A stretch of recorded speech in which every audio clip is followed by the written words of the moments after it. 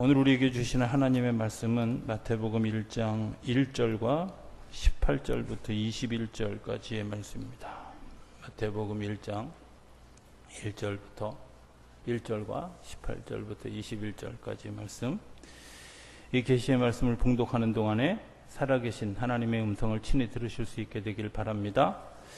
아브라함과 다윗의 자손 예수 그리스도의 계보라. 18절입니다. 예수 그리스도의 나심은 이러하니라. 그의 어머니 마리아가 요셉과 약혼하고 동거하기 전에 성령으로 잉태된 것이 나타났더니 그의 남편 요셉은 의로운 사람이라 그를 드러내지 아니하고 가만히 끊고자 하여 이를 생각할 때 주의 사자가 현몽하여 이르되 다윗의 자손 요셉아 내 아내 마리아 데려오기를 무서워하지 말라.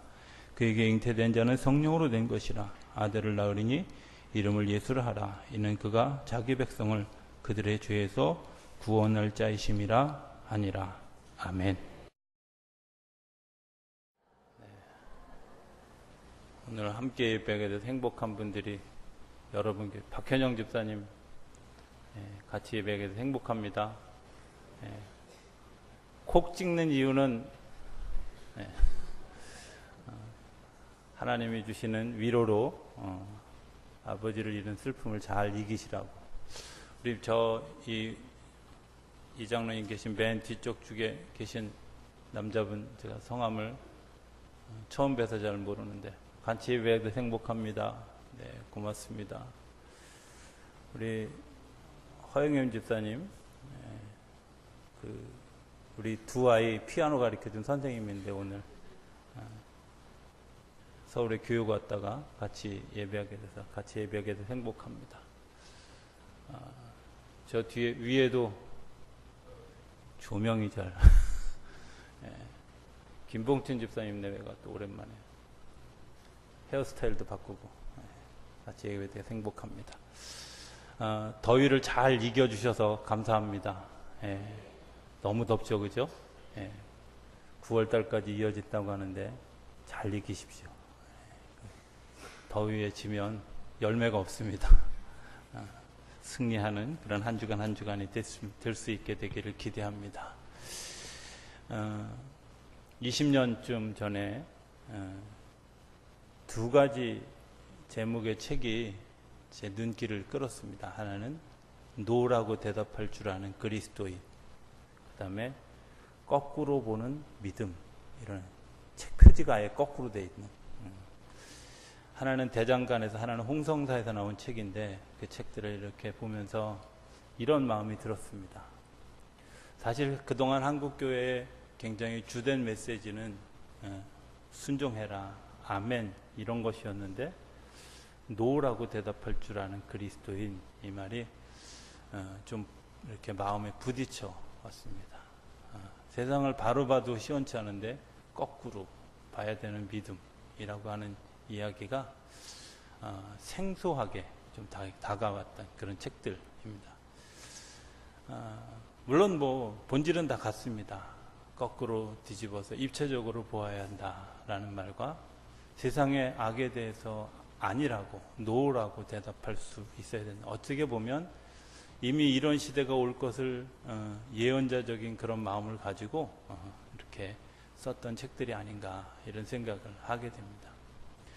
노라고 얘기할 수 있는 것 쉽지 않은 일 아니겠습니까? 특별히 모든 사람이 다 맞다고 생각하는데 자기 혼자 아니라 이렇게 얘기하는 것 쉬운 일이 아닙니다. 성경을 잘 보면, 성경을 보다가 제가 특히 구약을 보다가 시험에 든 적이 있어요. 제가 장남이잖아요. 근데 한 번도 하나님이 장남을 택해서 일하시는 적을 별로 본 적이 없어요. 그냥 이삭은 외아들이니까 그냥 하나님이 쓰셨는데 두 아들을 낳은 에서와 야곱 분명히 에서에게 가야 될 몫이 야곱에게 가고, 야곱의 12자녀들 중에 첫째 루벤이 하나님의 역사의 주인공이 아니라 네 번째로 태어난 유다가 역사의 주인공이 되어지고, 그 이후에도 이렇게 계속 보면 장자가 아닌 경우가 훨씬 더 많이 있더라고요. 그래서 왜 하나님이 온 질서대로 하지 않고 저렇게 하실까, 이런 것에 대해서 좀 불편한 마음을 가지고 혹시 나도 하나님이 버리는 건 아닐까, 이런 두려움이 청소년 시절에, 청년 시절에 있었습니다. 그런데 어느 날 성경을 이렇게 면밀히 보다가 무엇을 느꼈느냐 하면, 하나님이 그렇게 바꾸시는 데 굉장히 중요한 의미가 있다는 겁니다. 성경이 말하는 예수님이 우리를 만나주시는 자리가 세 개 있습니다. 정확하게 이야기하는 세 가지가. 하나는 성만찬을 할 때 주님이 우리와 함께 하신다. 그죠? 또 마태복음 18장에 나오는 두세 사람이 내 이름으로 모여 기도할 때 내가 너희와 함께 한다. 약속입니다.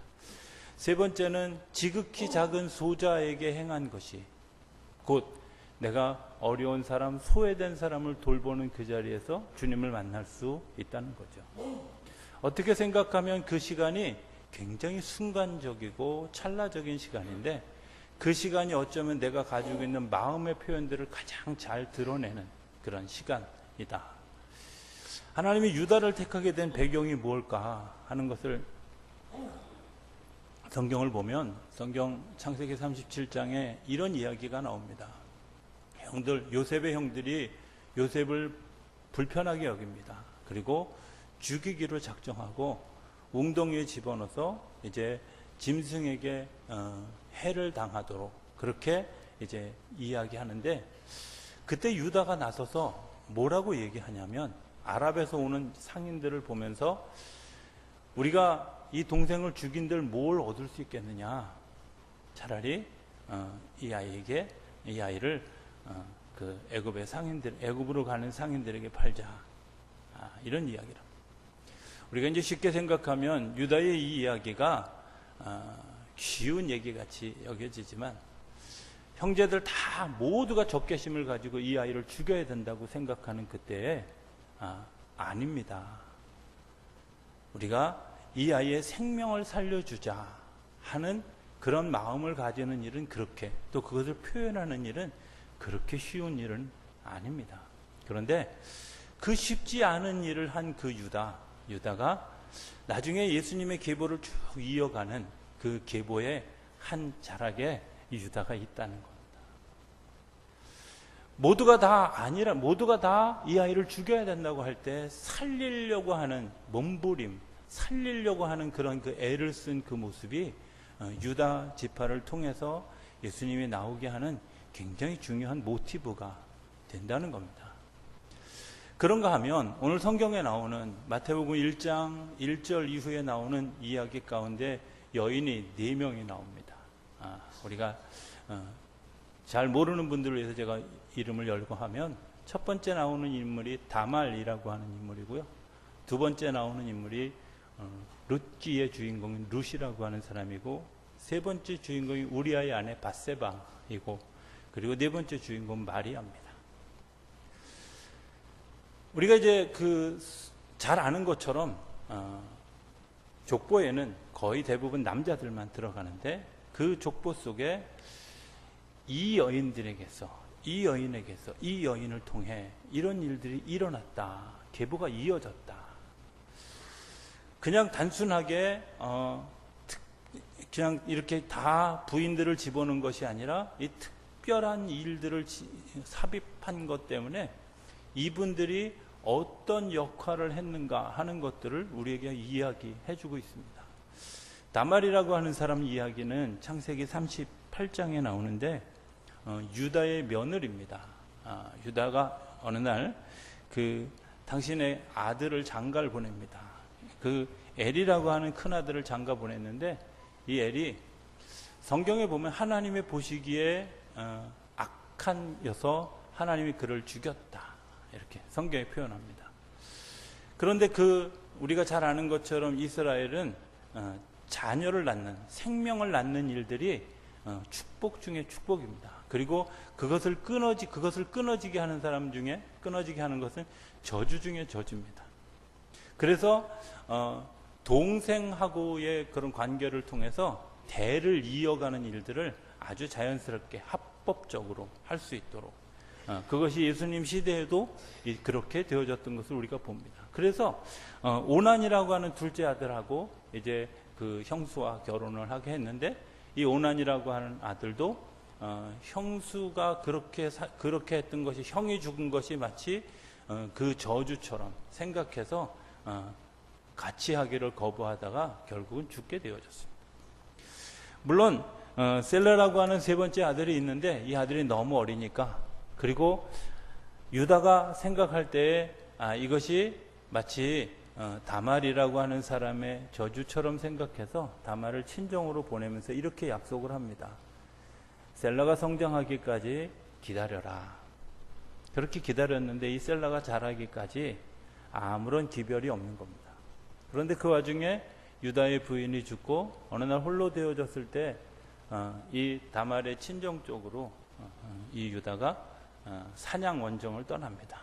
그런데 그곳에서 이 다말이 마치 창녀인 것처럼 분장하고 이 다말과 관계를 맺는 그런 일들을 통해서 후손을 낳게 되죠. 우리가 이제 요즘 시대로 생각해 보면 다말의 이 행동이 과연 인정받을 수 있는 일일까, 이해할 수 있는 일일까, 이렇게 생각할 수 있을 겁니다. 그런데 그것은 어쩌면 다말에게 있어서 굉장히 용기 있는, 용기뿐만 아니라 자기의 목숨을 건, 자기의 모든 생명을 건 그런 그 모험이지 않겠습니까? 다른 사람과 그 관계를 맺기만 해도 돌로 쳐 죽이는 그런 아주 엄격한 율법이 있습니다. 그런데도 불구하고 그 일들을 감행하는 다말에게 있어서 중요하게 생각했던 일들은 뭐냐? 하나님이 우리에게 주신 축복을 잃어버리지 않겠다고 하는, 하나님이 우리에게 주신 그런 그 복된 일들이 계속 이어지게 하겠다고 하는 그런 그 믿음의 고백이 그 안에 있었다는 겁니다. 우리는 가끔 중심을 생각하지 아니하고 중심 외에 있는 것들을 가지고 사람들을 판단하는 경우가 많이 있습니다. 그 사람의 진정이 뭔지, 그 사람의 진심이 뭔지, 그리고 그 사람이 정말 얼마나 복된 것을 추구했는지 이런 거 생각하지 않고 드러나 있는 작은 모습을 가지고 드러나 있는 것 때문에 사람을 평가하고 판단하고 할 때가, 저는 다말을 보면서 내가 자기를 돌아봄에 있어서 굉장히 내가 어떤 존재인가, 내가 그저 정말 그 형제들이 얘기하는 것처럼, 유다의 가정에서 얘기하는 것처럼 내가 저주받고 저주를 만드는 존재인가, 아니면 복된 것을 이어가는 존재인가 하는 그런 그 자기 정체성의 문제에 대해서 분명한 것은 다말은 자기 정체성에 대한 분명한 대답을 가지고 있었다는 거예요. 나를 통해서 하나님의 역사가 이어져 가고 이 가정의 축복된 역사가 이어져 가야 된다고 하는 것이 그에게 분명한 삶의 원칙이었고, 그것 때문에 그 작은 순간 그 일들을 감행하고, 그 일들을 감행한 것 때문에 예수님의 족보 안에 다말을 통해서, 다말에게서라고 하는 그런 그 중요한 단어가 들어가게 된다는 거예요. 오늘 우리들의 삶 가운데 중요한 것이 있습니다. 여러분들, 내가 나를 돌아보는 시간 필요합니다. 그런데 기준이 뭐냐는 거죠. 사람들이 나를 평가해 주느냐? 아닙니다. 사람들이 나를 뭐라고 하느냐? 그거 그렇게 중요하지 않습니다. 하나님이 나에게 주신 언약, 하나님이 나에게 주신 사명이 뭘까? 내게 주신 하나님의 그 귀한 언약들이 무엇일까? 이런 것들에 대해서 분명하지 않으면 우리가 열심히 길을 걸어갔는데 그 길을 걸어간 곳에 오히려 후회하고, 걸어간 곳에서 오히려 자기를 자책하는 일들이 일어나게 된다는 겁니다. 또 다른 여인이 있습니다. 우리가 잘 아는 룻이라고 하는 그런 여인입니다. 이 여인도 남편들이 다 죽습니다. 이방 사람입니다. 그런데 그 시어머니를 붙쫓아갔다고 성경은 이야기합니다.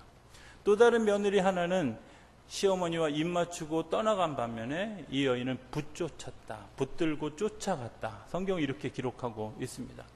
사실 우리 한국어 사전에 이 붙쫓는다는 말 잘 나오지 않는 말인데 굉장히 독특한 언어를 지금까지도 성경에 계속해서 사용. 붙들고 쫓아갔다는 거. 왜 붙들고 쫓아갔을까? 희망이 없었습니다. 이제 그 시어머니에게서 자녀들도 없고요. 그리고 그 자녀들은 다 죽었고요. 그리고 고향에 돌아가 본들 아무런 희망이 없는 것 같은 그런 계산이 서지 않는 그 길. 그런데 나는 그 시어머니가 섬기는 하나님을 쫓아가겠습니다. 하나님을 따라가겠습니다. 라는 것이 룻의 고백이었고, 기업 물을 자라고 하는 그런 그 이스라엘의 아주 독특한 그런 은혜를 통해서 이 룻이 무엇이 되느냐면 예수님의 이 족보 안에 들어가는 굉장히 중요한 역할을 하게 된다 하는 겁니다. 저는 이렇게 생각합니다. 판단할 줄 알아야 된다. 제대로 된 판단. 어떤 판단일까? 만약에 룻이 고민했지 않겠습니까? 내가 어떻게 할까? 이 시어머니를 쫓아갈 것인가? 아니면 다른 며느리처럼 내가 그냥 적당히 이렇게 성의만 표시하고 도망갈 것인가? 자기의 또 다른 인생에 대해서 어떤 꿈을 꿀 것인가? 하나님의 계획안에 내가 순종할 것인가? 하는 것에 대한 분명한 판단을 해야 할 때, 그가 판단했던 것은 계산도 서지 않고 아무것도 보이지 않았던 그 적막한 길을 걸어갑니다. 그런데 그 적막한 길을 걸어가는 그곳에서 하나님의 역사를 경험하는 일들을 경험하게 된다는 거죠. 오늘 우리들이 판단하는 것들이 어떤 것들일까? 이런 생각을 하게 됩니다. 우리가 계산해서, 우리가 생각해서, 우리가 판단했을 때, 내가 생각해 봤을 때, 내가 판단해, 내 경험에 의하면, 야, 이런 일들이 이렇게 이루어지겠다. 그렇게 계산이 서서 걸어가는 일들, 그거는 보통 사람이 겪는 일, 아무도 구원할 수 없는, 그냥 보통 사람들이 살아가는 삶의 현장에 있지만, 누군가를 구원하고 누군가의 삶을 새롭게 바꾸는 일에는 별로 사용되어질 일이 없다는 겁니다. 믿음은 이런 겁니다. 내가 하나님의, 내 판단이 옳음에도 불구하고 하나님의 판단에 나를 한번 귀를 기울여 보는, 하나님이 나에게 뭐라고 말씀하시는지, 하나님이 나를 이곳에 세운 이유가 뭔지, 하나님이 나를 이곳에서 이끌고 가시는 이유가 뭔지를 분명히 아는 것, 그것이 이런가 하면 또 다른 역사 가운데는 무엇이 있냐면 품으시는 하나님의 역사가 있습니다. 품으시는 하나님. 분명히 다윗과 우리아의 아내인 밧세바의 이야기는 지금도 돌맞을 일입니다. 그런데 하나님이 그것을 품으셨습니다. 다윗을 품었고 밧세바를 품었습니다. 저는 이런 생각해 봅니다. 다윗의 입장에서가 아니라 밧세바의 입장에서 이렇게 생각해 보면, 주홍글씨처럼 자기 남편 버린 여자, 또 그가 솔로몬을 낳았는데 이 솔로몬이 왕이 되기까지 얼마나 무수히 많은 반대와 논쟁과 이런 것들이 있었겠습니까? 이런 일들을 잘 생각해 보면 어쩌면 하나님이 그 밧세바를 통해서 솔로몬을 이어가고, 솔로몬을 통해서 성전을 짓고 또 왕궁을 짓고 하는 이런 일들을 왜 하셨을까? 왜 하셨을까? 이런 생각 들지 않습니까? 왜 하필이면 우리아의 아내에게서 그런 일들이 일어났을까? 그런데 분명한 것이 있습니다. 저는 우리아의 아내가 어떤 야화에 의하면 다윗 왕을 유혹했다, 별로 그런데 동의하지 않습니다. 또 어떤 사람들은 이렇게 이야기합니다. 그 사람이 욕심을 부렸다. 성경에 보면 욕심 부리는 것처럼 나오기도 하지만, 한편으로는 어떻게, 정말 내가 하나님의 그 계보 안에 있으려고 하는 그의 끈질긴 믿음의 기도가 그 안에 있었다는 사실을 발견하게 됩니다. 하나님이 우리를 품으셨습니다. 우리가 잘못했는데, 우리가 정말 죽을 죄를 지었는데 우리를 품으셨습니다. 문제는 내가 그 품으신 그 품 안에 있느냐, 내가 그 품은 것에 대해서 감사하고 그 믿음으로 그것을 따라가느냐, 아니면 하나님 됐습니다, 나는 이곳에서 그냥 떨쳐나가겠습니다 하고 자기의 삶을 버리냐의 문제는 굉장히 다르다는 거예요. 하나님 우리의 잘못을 품으십니다. 우리가 잘못했습니다. 그리고 살아가는데 도저히 희망이 없는 그런 일들을 경험하게 됩니다. 그런데 그 희망이 없는 일들을 경험하게 될 때 주님께서는 우리에게 품으셔서, 우리를 안아주셔서, 끌어안아주셔서 우리를 우리 되게 하신다고 하는 사실을 발견하게 된다는 겁니다. 제가 쭉 계보를 이야기하는 이유가 있습니다. 이런 거 아니겠습니까? 우리가 세상을 살아가면서 저는 다음에 4가지가 굉장히 중요하다고 생각합니다. 첫 번째는 제가 조금 전에 얘기했던 대로 먼저 나를 살펴보는 모습이 있어야겠죠. 그 기준이 뭐예요? 하나님의 약속입니다. 믿음입니다. 그리고 판단해 봐야겠죠. 이 상황 가운데서, 그리고 이런 여러 가지 정황들을 보고 이곳에서 판단하지만 그 판단의 기준도 역시 믿음이어야 하고 언약이어야 한다고 하는 겁니다. 세 번째는 품으시는 하나님을 발견하는 거죠. 나를 품으시고 나를 안으시고 나를 기다려 주시고 나를 인도해 주시는 하나님을 기대하고 바라보는 겁니다. 어쩌면 그런 마음을 가지게 됩니다. 하나님이 나를 품지 않으셨다면, 하나님이 나를 품지 않으셨다면 나는 어떻게 됐을까? 이런 생각을 해보면 내가 오늘 하나님의 은혜 아래에 있다고 하는 것이 얼마나 행복한 일인지. 자, 이제 또 다른 역사, 새롭게 새 역사를 만드신 하나님, 그 하나님의 이야기를 마리아라는 사람을 통해서 오늘 본문에서 보게 됩니다. 저는 오늘 이 마리아를 보면서 이런 마음이 듭니다. 성경에 보면 요셉이라고 하는 사람이 의로운 사람이라 이렇게 표현하면서 그가 그 마리아가 잉태한 사실을 드러내지 않냐고 가만히 끊고자 하여, 이게 인간적인 최선입니다. 마리아하고 요셉하고 정혼을 했어요. 우리 식으로 얘기하면 결혼하기로 약속을 했어요. 그런데 자기도 이해할 수 없는 마리아의 임신이 일어난 거예요. 누가 더 잘 알겠어요? 그죠? 가장 잘하는 사람은 두 사람이 더 잘 알잖아요. 근데 내가 이거 소문내지 않고 그냥 우리 사이에 아무 일도 없었습니다, 이런 정도가 아니라 이렇게 임신하고 이렇게 되어진 일들이 부당하게 일어났지만 내가 사람들한테 조롱거리가 되고 욕을 먹고, 그리고 정말 다시는 내가 이제 결혼할 수 없는 그런 상황이 될지라도 요셉은 의로운 사람이라서 가만히 그 일을 끊고자 그냥 완전히 넘어가겠다고 하는, 그냥 넘어가겠다고 하는 그런 마음을 가졌어요. 그런데 천사들이 와서 요셉에게 이야기합니다. 그 아이가 성령으로 잉태되었다, 인 겁니다. 성령으로. 하늘에서 이루어진 일이라는 겁니다. 그것에 대해서 요셉이 순종하고 마리아가 순종하고 태어난 예수님이 삶의 목적이 뭐냐? 자기 백성을 저희 죄에서 구원하게 하시려. 저는 예수 믿는 사람들이 삶의 목적이 어디 있을까? 하나님 우리를 기다리시고 하나님 우리에게 은혜 베푸시고 우리에게 능력을 베푸시는 그 이유가 어디 있을까? 그리고 그 가장 큰 무기가 뭘까? 그것은 믿음이고 사랑이라는 겁니다. 지난 월요일날 그 선교사님 한 분을 만났습니다. 오래전에 만났던 분입니다. 제가 얼굴과 이름만 간신히 기억할 정도예요. 한 6, 7년 전에 만났던 기억이 있습니다. 이 선교사님이 저에게 이렇게 이야기했습니다. 목사님, 제가 후원교회를 찾고 있습니다. 제가 한 걸음 슥 물러섰습니다. 제가 이제 머릿속에는 이런 변명을 우리 교회가 지금 리모델링을 준비하고 있고 여러 가지 경제적으로 어렵습니다, 이런 대답을 머릿속으로 구상하고 있는데 마치 내 마음을 아는 것처럼 이렇게 이야기합니다. 목사님, 제가 저한테 선교비 얼마를 후원해 주는 그런 후원교회를 얘기하는 게 아닙니다. 그래서 제가 마음을 한시름 놨습니다. 이렇게 얘기합니다. 그럼 도대체 뭐냐? 저를 위해서 기도해 주는, 제가 또 한 걸음 뒤로 물러섰습니다. 우리 교회 형편을 제가 알잖아요. 그죠?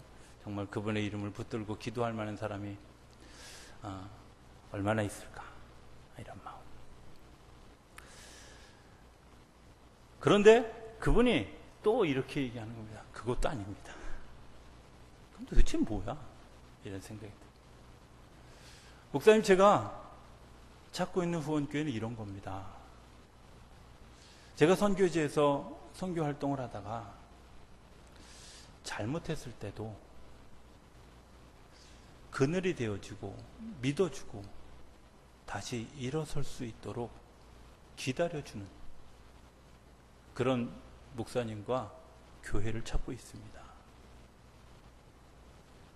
제가 선교지에서 잘못하고 사고치고 문제가 생겼을 때 그때도 나를 믿어주고 그때도 나를 기다려주고 그때도 나에게 기대해주고 그것에 대해서 마음으로 응원해주는, 그리고 그것에 대해서 바른 길을 갈 수 있도록 도와주는 그런 지도자가, 그런 후원자가 필요하다는 겁니다.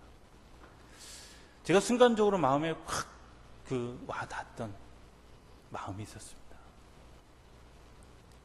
그리고 제 상태를, 요즘의 제 상태를 제가 보는 겁니다. 사랑한다고 이야기하면서 내 마음에 드는 사람, 좋은 사람, 내 뜻을 잘 따르는 사람, 정말 나하고 내가 실망스러우면, 선교지에서 행하는 그런 일들, 목회지에서 행하는 일들 실망스러우면 마치 준엄한 심판을 내리는 것처럼 선교비를 끊고 선교 후원을 끊는 일들을 해왔던 제게 굉장히 충격적인 그런 이야기였습니다. 사람은 누구나 다 넘어집니다.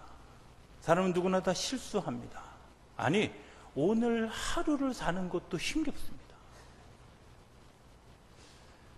내가 때로는 일어서는 것도 힘이 들고, 때로는 내가 지금 이 땅에서 사는 것도 힘이 들고, 정말 어찌할 수 없는 그런 그 상황 가운데 있을 때 정말 나를 다시 일으켜 세워주는 것은 사람들의 비난이나 판단이나 원망이 아니라, 그럼에도 불구하고 믿어주고, 그럼에도 불구하고 기다려주고, 그럼에도 불구하고 기도해주고, 그럼에도 불구하고 나는 너를 믿어 하고 믿어주는 그 사람이, 그것이 진짜 사랑이라고 하는 사실을 마음속으로 경험. 그리고 마태복음 5장 43절에 나오는 이야기를 다시 한번 생각하게 했습니다. 마태복음 5장 43절 이전에는 무슨 얘기냐? 너희들을 좋아하는 사람, 너희들을 생각하는 사람, 너희들과 뜻을 같이 하는 사람들을 사랑하는 일들은 세리도 한다. 바리새인들도 한다. 도대체 남보다 더 하는 게 뭐냐? 이렇게 주님께서 우리에게 남보다 더 사랑하는 것. 그것은 나를 핍박하는 자를 위해서도 기도하고, 나를 원수 맺는 사람을 위해서 기도하는 그런 일들. 어쩌면 우리가 우리 시대를 살아가면서 정말 필요한 것이 뭘까? 그런 사랑, 믿음, 이런 것들 아닐까? 베드로를 비롯한 야고보와 예수님의 11제자가 다 순교했습니다. 그런데 끝까지 남아있었던 사람 한 사람이 있습니다. 요한입니다. 요한은 참 좋았겠다. 어느 날 성경을 이렇게 들여다보니까 요한이 좋았던 것이 아니라 어쩌면 요한이 더 험난한 순교자의 삶을 살지 않았을까.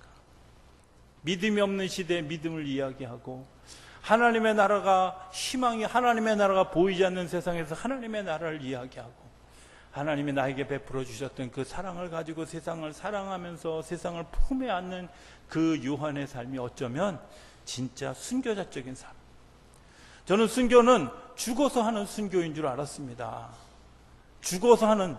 그래서 제가 늘 묻는 질문이 있었습니다. 하나님, 제가 마지막에 하나님 앞에서 정말 순교할 수 있는 그런 믿음을 가지게 해 주십시오. 그럴 때마다 때로는 여러 가지 상황들을 생각하면서, 요즘에 IS와 뭐 이런 것들을 생각하면서, 내가 정말 그런 거 끓는 물에 던져졌을 때도 나는 비명 한번 부르지 않고 찬송하면서 정말 죽을 수 있을까?